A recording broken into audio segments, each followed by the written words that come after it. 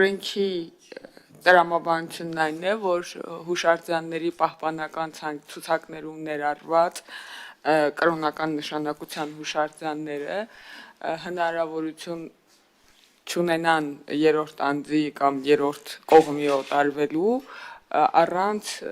կառավարությանը, եթե այդպիսի ուրեմն տրամաբանություն լինի այդ ընթացքում, այդպիսի հարց ծագած լինի, այսինքն կրոնական նշանակության հուշարձանների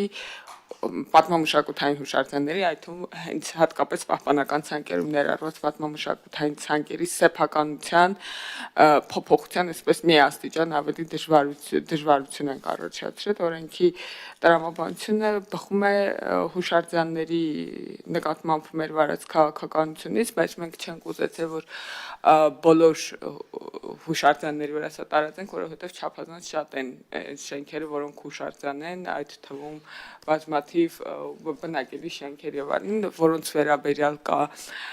որոշում արտաքին տեսք, այսինքն կա գործող օրենքում կարգավորում արտաքին տեսք չփոփոխել, բայց մենք կարծում ենք, որ կան կոնկրետ տիպի հուշարձաններ, որոնց նշանակությունը եւս չի կարելի փոփոխել եւ այս դեպքում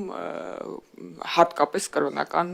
հուշարձանների մասին է խոսքը լինելու, այսինքն նրանց